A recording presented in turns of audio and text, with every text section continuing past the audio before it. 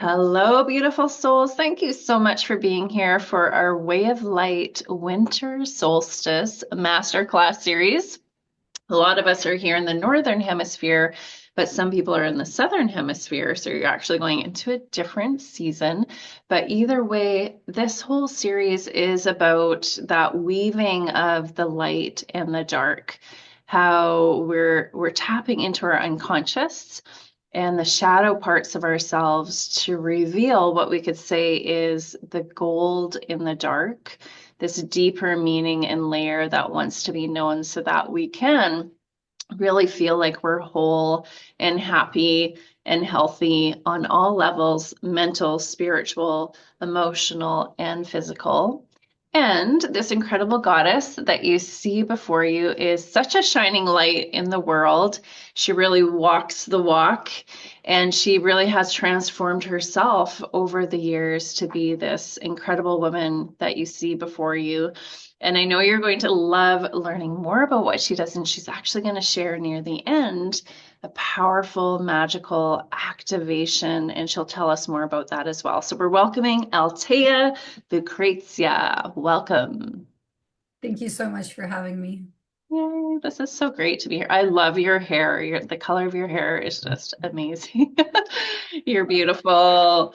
So tell us a little bit about your journey to becoming this public figure. I know you have a lot of followers, a beautiful community that follows along your journeys and these activations that you do. What has your journey been to become this public figure?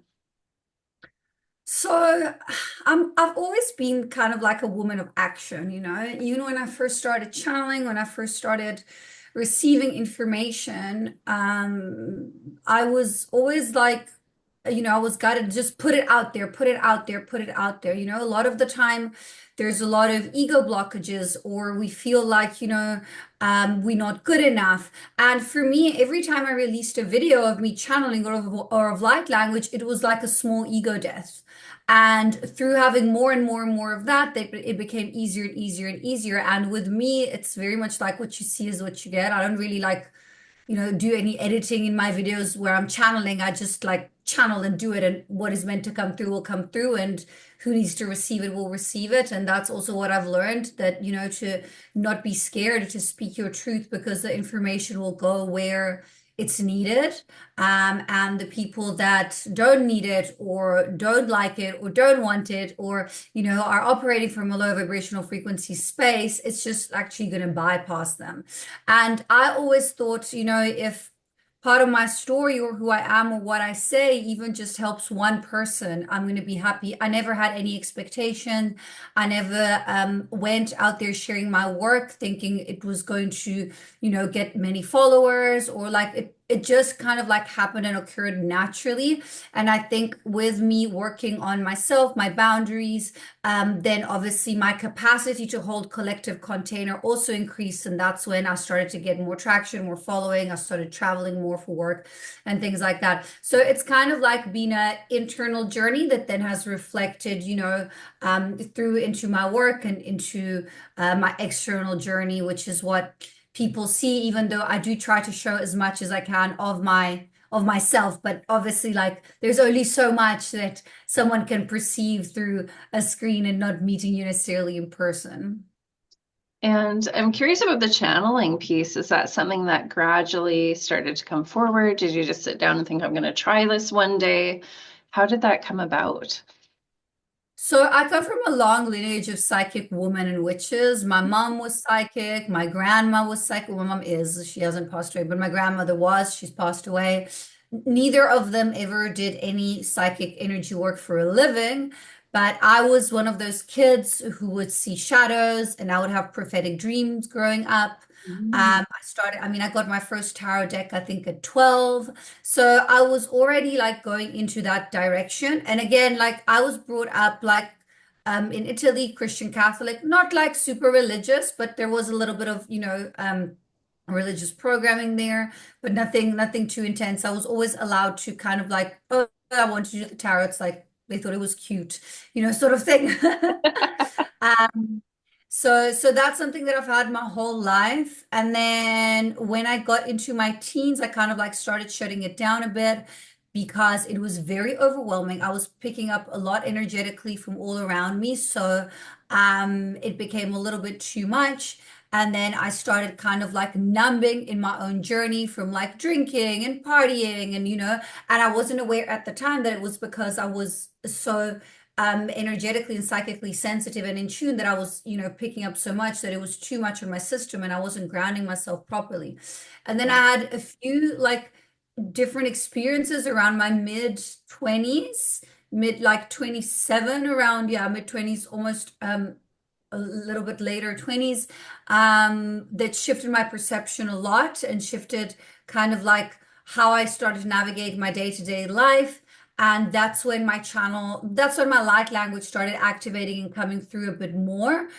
Before that, I think I've been channeling my whole life. I just wasn't necessarily doing it intentionally or aware that I was doing it. And this also for everyone who's listening, guys, like I'm not special. Anyone can channel. We all have a chakra system. We all have an energy field. So it's just a matter of practice. The more you practice, the better you get at it. I'm just good at it because I do it a lot.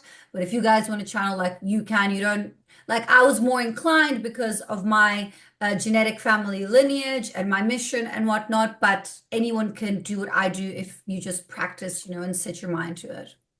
Amazing. I love that advice. Yeah, I believe that too, that we all have these magical abilities. It's just we haven't really been trained to develop them. Most of us, you were lucky to have a psychic mother and grandmother, which is amazing. So you were getting it through your lineage and just the behavior of those people around you, which is just so amazing. But I think that's quite unusual from the women that I've met. Yeah, I mean they weren't like actively doing psychic stuff around the house. Like my mom would just prophetic dreaming, or she would think of something and then it would happen. So Yeah, the gift was there, but I didn't grow up in a house where there were like tarots and crystals and things around, right. It wasn't frowned upon, but it wasn't even like necessarily encouraged. Just it was like, oh, okay, like, oh, she likes the tarots now. Oh, okay, sort of thing. It was kind of like, so it was neutral, which was a nice basis to start from. Yeah, that's amazing. Now you mentioned the word witch. How do you feel about the word witch and the connotations that come with it? Do you embrace it? Do you use it for yourself? What are your feelings? Well, I generally try to move away from any attachment to identity because we are infinite beings of light. So obviously for, like conventional purposes in the society that we live in, we need to use labels to an extent. Yeah. But I think a lot of the women and a lot of the men, even a lot of the souls who are doing the work right now have lived through, a lot of trauma with regards to the witch wound and the trials and the being burnt alive and all of that. So I've done a lot of work on myself included, to assist in clearing those timelines and those programs. I do think that the word has been overused and oversaturated, but I'm not really here to judge anyone who uses any kind of word, just for myself. Like when I do events, they'll put names and this and that and multidimensional channel and galactic contact here, and it's fine. And you can be all of them. Just don't have too much attachment to identity. Remember, you're always an infinite being of light, so you can be anything, So that's kind of like how I see it. I love that. And you were mentioning earlier that you and I were talking, part of your journey has been to transcend some difficult relationships in your life. And I'm sure that has shaped out who you are. I kind of think of it like a pearl that goes through all the grit and all the sand that ends up carving out this beautiful pearl that we all go through something in our life. That's kind of the journey, especially with a shaman or a healer, that we go through these kind of more difficult transitions in life. Can you tell us a little bit more about that? Sure, I've had many, many, many like intense experiences already in this lifetime. It feels like I've lived like thousands of lifetimes in one. So there's a few different ones that really shaped me as an energy operator and as, the being that I am right now. I had low vibrational frequency beings come into my room and try and kidnap me. This was back in 2017. I also was briefly, because it wasn't very long, but in a very intense, emotionally abusive relationship.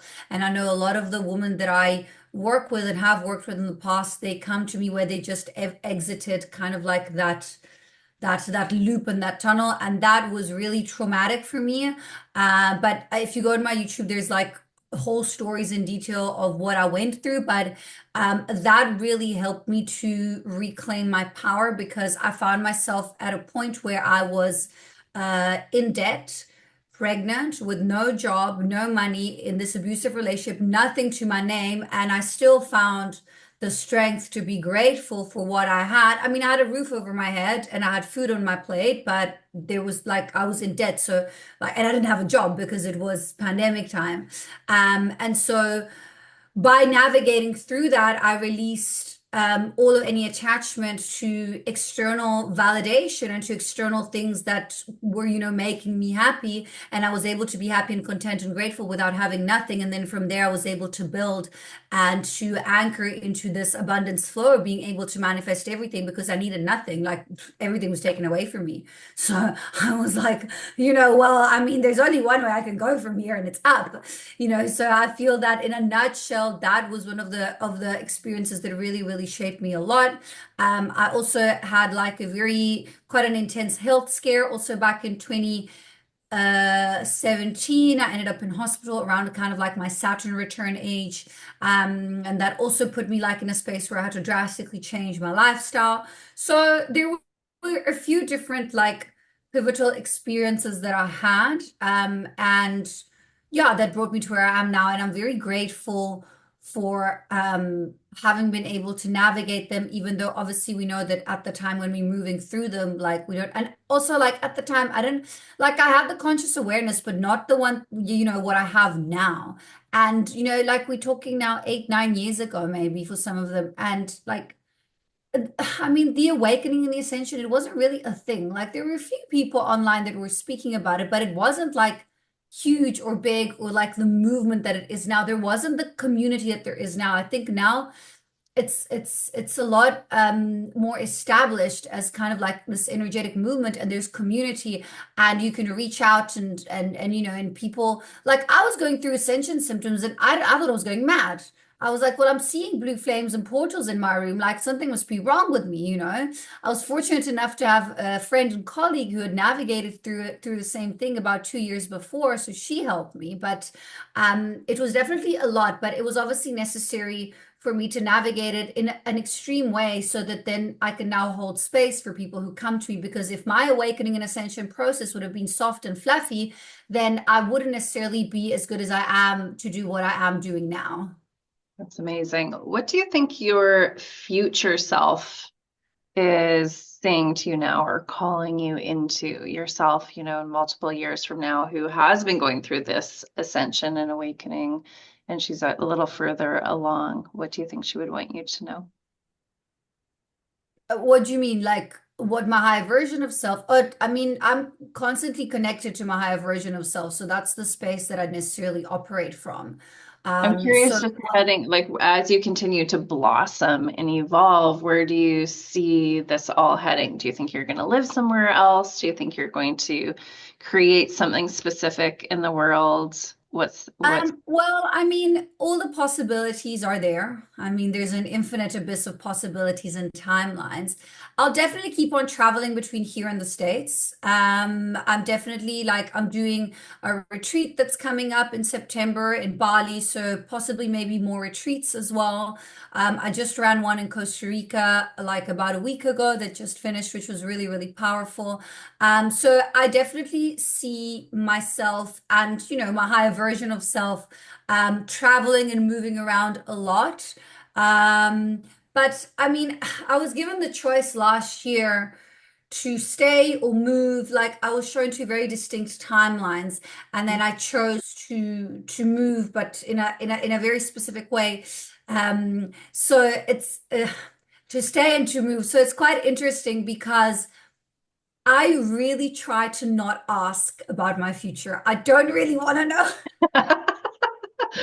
I try just to stay like in the live my life. moment? Yeah, as centered. Obviously, you need to plan. Like my travels are generally about 3 months in advance planned because of Yeah. flights and things like that, and my retreats also. But I had years where I had a whole year ahead planned, and then I had years where like things were changing up to the last month. Yeah. So it's yeah. So this year is half planned. 2025, I've got like semi plans here and there. I've got my January and February planned, and then my September retreat. But yeah, we'll see. I mean, it's also beautiful to yeah, live in the moment and see what the universe puts in front of you.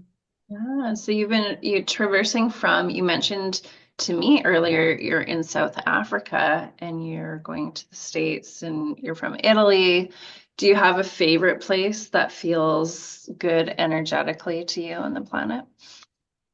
So that's a very interesting question. Whenever I enter into a new grid or a grid where I've been before, I will do energy work within my system and bring in codes. Yeah. Um, so last year I did, well, this coming year I did New York, LA, San Diego, and then I did Costa Rica as well. A very powerful space.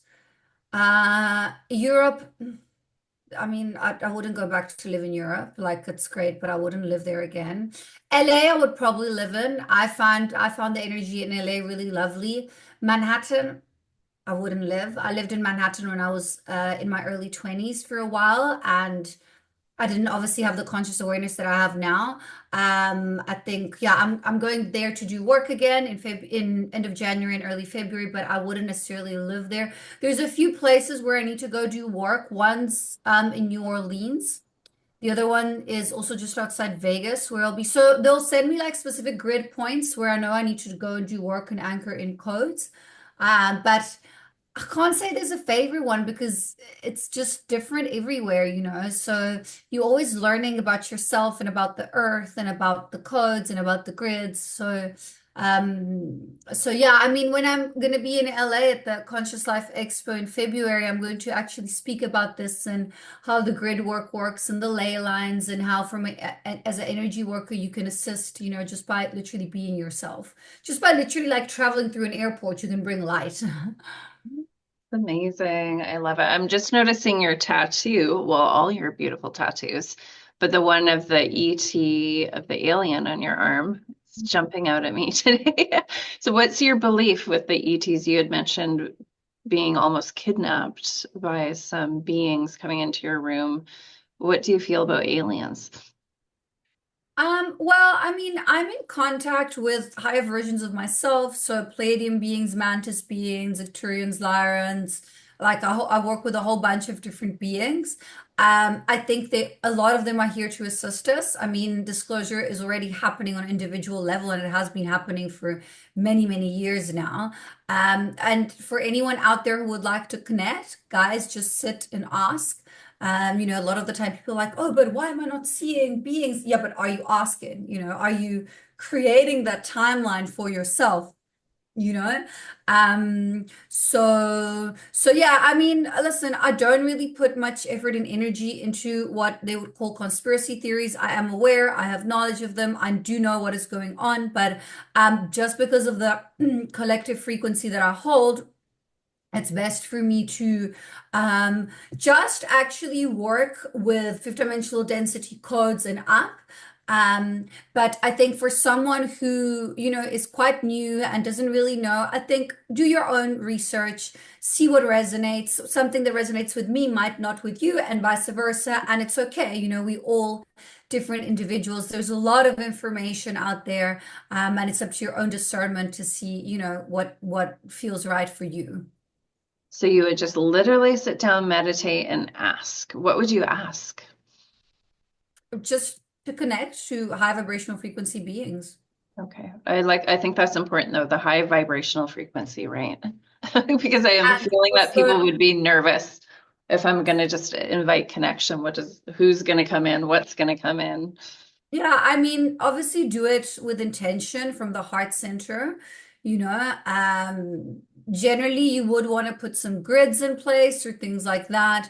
But yeah, that'll take me quite a long time to explain. So I do have a master class if someone wants to learn, but in general, it it a nice space to connect. You have this anyone can do when you go to sleep in a good space, in a positive space, and then ask for your spirit guides or high vibrational frequency beings to come through in the astral, because that might be actually easier for if you've never done any channeling or anything like that, your dream space would be easier. And remember, guys, if you're in a space where you're taking mind altering substances or poisoning your body or you're not healthy, like you're gonna really struggle to connect. So it'll definitely work better if your system is clean and clear.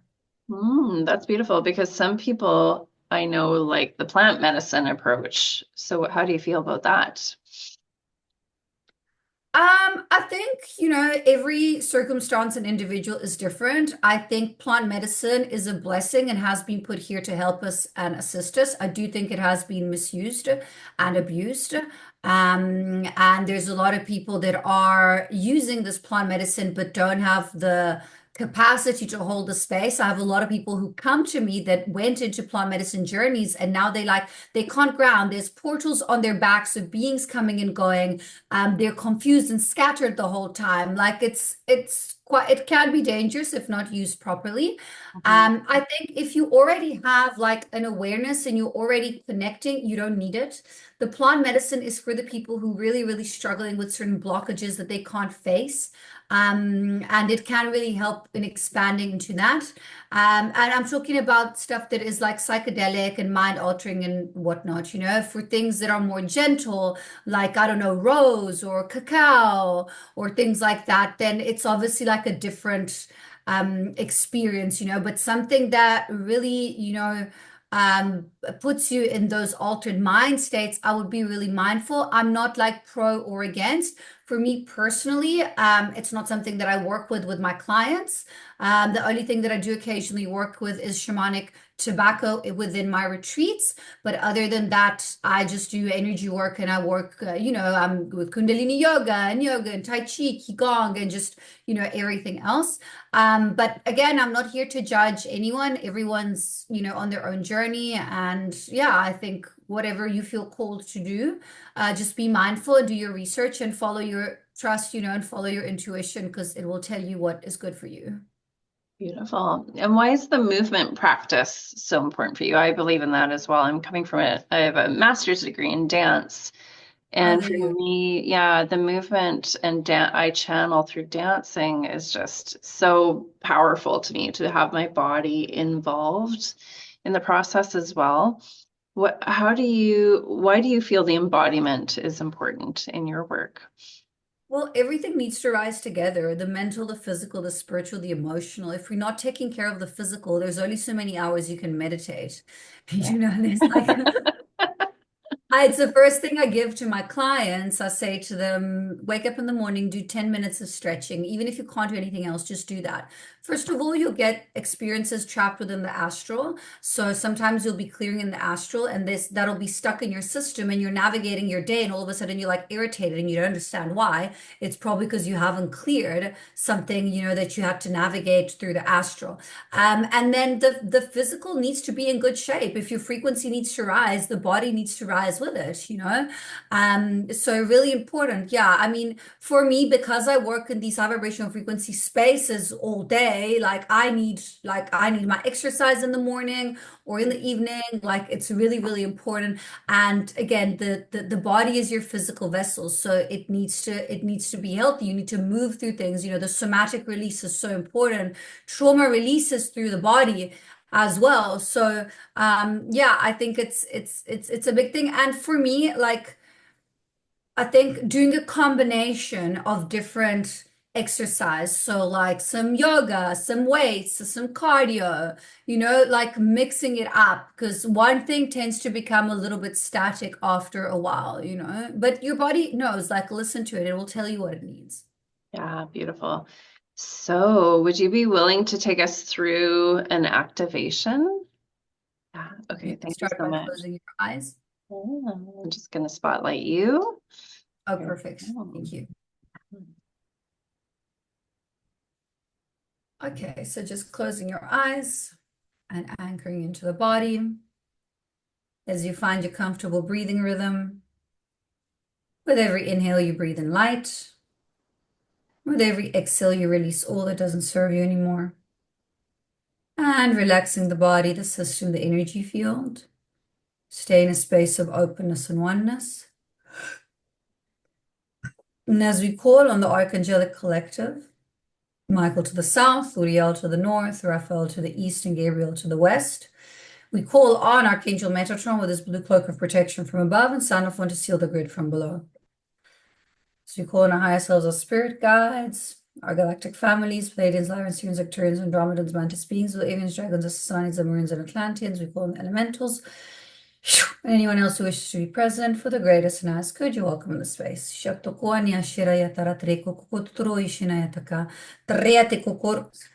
Opening, opening, opening, opening, opening systems, opening, opening, opening, opening, opening, opening, opening, opening, opening, opening, opening, clean, releasing, releasing, releasing, releasing, releasing, releasing, releasing, releasing, releasing, releasing. Okay, some of you are going to feel this in your sacral, in your solar plexus, in the root, in the lower chakras. Opening, expanding, expanding, expanding, clean, releasing, releasing, releasing, releasing, releasing, decording, detangling, removing, removing, removing, removing, removing, removing, letting go, letting go, letting go, letting go, letting go, letting go. Rata quieto, kokokot, krasi, esere kokoro ishirayatra. Tratrieta kashiet katseya, sero kokot kraya, sieta karo ishayate kara ishiraiti. Tiataria treate katika siet korokot siasetara ishetaka.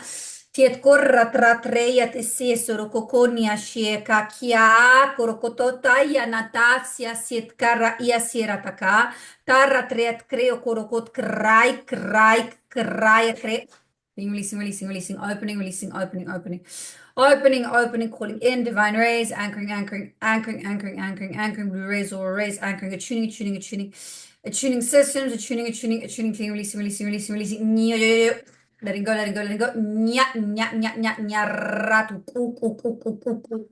Riat crea sierra takara tiete isharaya tatraya trete orot kera ishia. Shu, shu, shu. Tiat koro ai siena taka. Nara yate koko isia sera taka. Grounding, grounding, grounding. Anchoring, grounding, anchoring, anchoring, anchoring.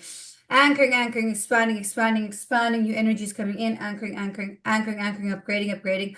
Upgrading, upgrading systems, anchoring, anchoring, attuning, anchoring, attuning, attuning, anchoring, attuning, anchoring, grounding, grounding, grounding, grounding, grounding, grounding, grounding, grounding, grounding, grounding, grounding, grounding, divine rays, anchoring, anchoring, anchoring, anchoring, anchoring, anchoring,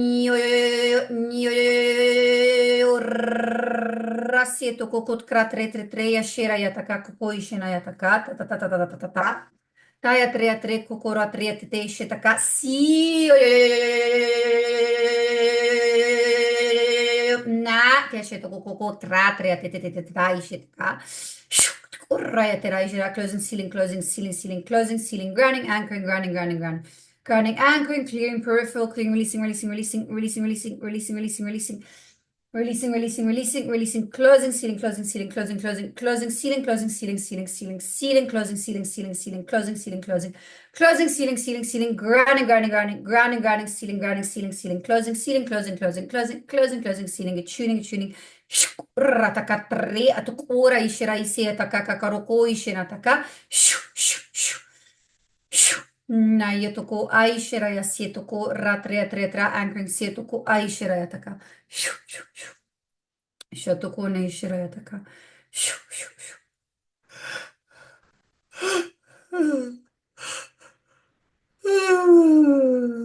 Okay, so you can either stay in process for a little bit, or you can gently start grounding back to the body. Whenever you feel ready, you can open your eyes and just stay with the physical and see how you feel. You might be yawning, burping, coughing, gagging. You might feel a bit nauseated. You'll be person clearing and releasing for a few days, up to 3 weeks for full integration of everything. You might feel like you need to eat more, sleep more. You might get irritated in the next few days. You might feel like you need to hydrate. Please drink lots of water and just be aware that the system will be recalibrating. But yeah, take it easy. And yeah, thank you. How are you feeling? Good. That felt amazing. Those sounds that you're making are unbelievable. Like, what is happening? Yeah, amazing. I love that something you were saying, like closing, closing, closing, sealing, really kind of piqued my interest. I was like, what is Yeah, happening? so I'll go in, I'll open the blueprint structure and the DNA structure and the system, and then I'll take out what's not needed. I'll attune, I'll ground, I'll balance, align, I'll upgrade, and then I'll close everything at the end. That's why I seal it up. Okay, yeah, I really felt something happening there. That felt really beautiful. I can't really explain how I feel right now, other than it definitely I felt some shifting and yawning. I often yawn when there's a lot of energy coming through. That was just amazing. Now, is there like a masculine or feminine energy, or is it just more universal? For the light language, you mean, or how, or Yeah. for me? Just in general, like as you're channeling, do you consider the energies coming in and through either Um, one, masculine or so feminine? yeah, so I generally work through different higher versions of myself, but it's difficult to say because my channel or channels in general, they operate on a multidimensional level. So it's not really just one channel. It's a lot of channels within channels of Mm. information that comes through. Yeah, I actually gave a speech about this last year at the expo. And with me, because I've integrated a lot of multidimensional aspects of myself, some are feminine, some are masculine, some are Pleiadian, some are Lyran, some are Arcturian, some are just elementals, some are dragons, so there's some are mermaids, so there's a bit of everything that I work with that comes through, if it makes sense. So I try to, my human self takes a step back and it's really just about the channel and what comes through. Yeah, amazing. Do you need to do any vocal warm-ups or singing or anything before you? No, you just. I do sing. I sing in channel. I don't sing in digital because the frequency is so high it won't pick it up. So if you come and see me at the expo or at my live workshops, it's like opera. It's like lyrical singing. I'll sing, but it's too high, and the digital platforms, yeah, Oh my it. gosh, that I is. mean, it goes through anyway, but you can't hear it, so I don't really use it much. So yeah, but I don't know, I don't warm up or anything. I've never done any singing lessons. I've never, yeah, it's my channel has evolved with me in the years. If you look at my YouTube videos from 2018, 2019, it's me, but I sound different to what I sound now in my channel. Oh, that is amazing. Well, thank you, Altia. This has been amazing. And thank you so much for doing an activation so we could experience your magic and all the love that you bring through you and out into the world. Thank you so much. It's a pleasure. Thank you so much for having me. You're welcome. Thanks for joining, everybody. And you can head over to Altia's website. Just go below. You're going to click on the button and you'll be over there. And then you can go through all her different channels. She mentioned her YouTube and take a look at all the amazing things she's doing. Head over to her Instagram, go through, like, heart, share, send her a little message, a little love note if you're feeling it, and get this chance to really scoop up her work. This has been amazing today. Thank you so much. I hope you'll come back again another time. Thank you. Bye, everybody.